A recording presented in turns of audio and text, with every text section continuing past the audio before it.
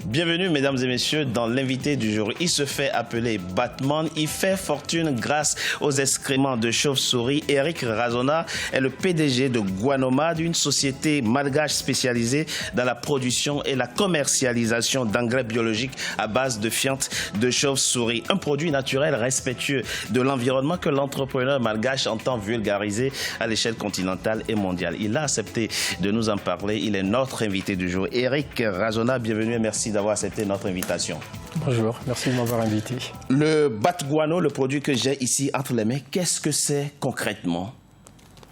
Alors effectivement, vous avez là devant vous ce qu'on appelle du bat guano, qui est donc à base de fientes de chauve-souris.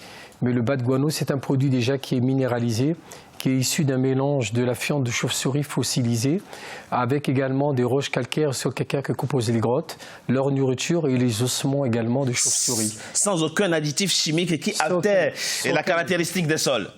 Qui n'ont aucun additif, bien évidemment, puisque c'est un produit bio certifié EcoCert.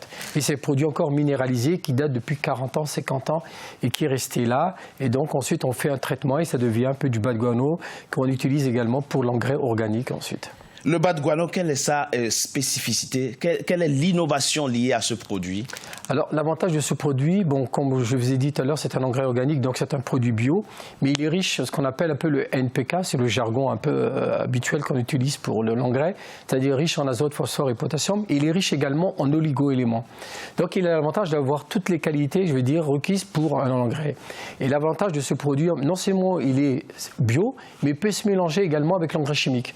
C'est la raison pour laquelle il y a certaines coopératives agricoles qui travaillent avec nous, qui utilisent l'engrais chimique, mais en même temps, ils utilisent également notre engrais organique pour justement fertiliser le sol. Quelle est aujourd'hui la proportion de la production de bat guano? Alors aujourd'hui à Madagascar, nous détenons aujourd'hui plus de 85% du marché biologique à Madagascar avec 220 distributeurs. Ah, vous avez d'autres concurrents? Nous avons, mais très peu. C'est plutôt d'engrais d'origine végétale. Et 60% de notre chiffre d'affaires aujourd'hui est exporté aux États-Unis, en Union européenne et sur l'Afrique de l'Est et la région de l'océan Indien.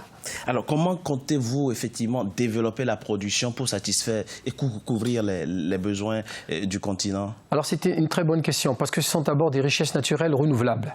Il faut le savoir, parce que c'est vrai qu'on se pose des questions, mais une fois qu'on aura pu, qu'est-ce que ça va devenir? Ça se renouvelle à peu près tous les 20-30 ans. Nous avons aujourd'hui 120 grottes qu'on exploite aujourd'hui à titre de concession de 10 à 15 ans auprès des communes. Et la capacité aujourd'hui est de l'ordre de plus de 600 000 tonnes de réserves naturelles.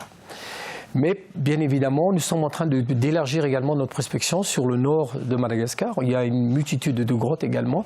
Et pour pouvoir l'exploiter, pour avoir suffisamment de réserves naturelles, pour pouvoir répondre par la suite à la demande locale et à la demande internationale. Alors, vous parlez de grottes, ça veut dire que votre activité a aussi une contrainte culturelle, puisque ces grottes à Madagascar sont considérées comme étant sacrées et les populations locales y sont très attachées.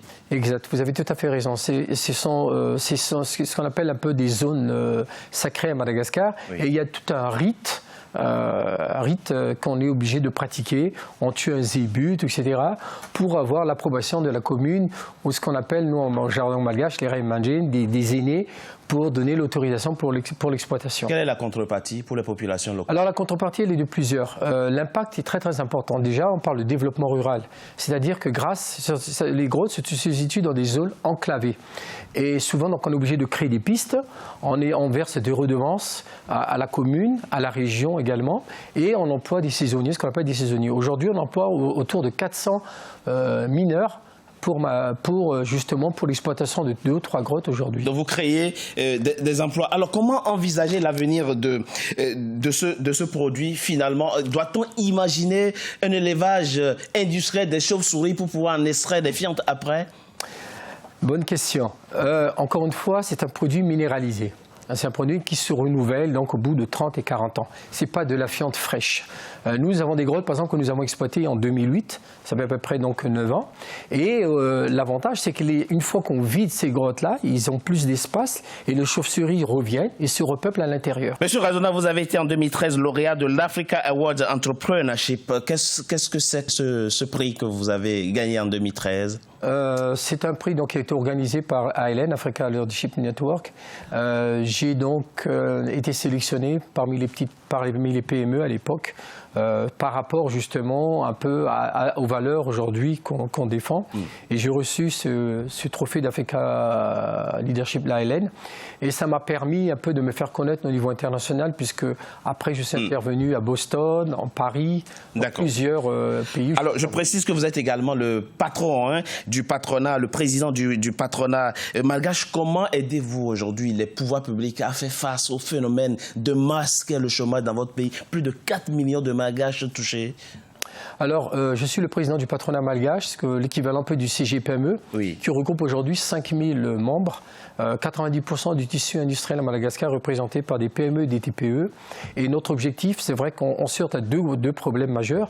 C'est l'accès au financement, sur lequel aujourd'hui je me bats, pour donner la possibilité aux entreprises malgaches de pouvoir bénéficier parce que les taux sont très élevés. Oui. Ils sont à peu près de 2% par mois. Il y a aussi l'environnement juridico-fiscal. Il y a ça également, mais il y a aussi l'informel. Alors pourquoi il y a ce problème d'informel? Parce que justement, il y a l'absence d'incitation fiscale et sociale à Madagascar sur lequel je me bats.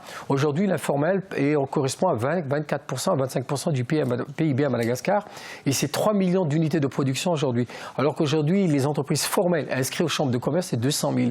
Donc vous voyez, on a un effort très important et c'est mon objectif aujourd'hui, c'est récupérer l'informel, insérer l'informel dans le formel et lutter contre la délinquance économique puisqu'on a un taux de corruption très élevé également. Tout à fait. Eric Razona, merci d'avoir été notre invité du jour. Je rappelle que vous êtes le PDG de Guanoma, une société donc spécialisée dans la fabrication et la commercialisation d'engrais biologiques à base de fientes de chauve-souris. Vous êtes également le président du patronat malgache. Merci à vous. Merci beaucoup.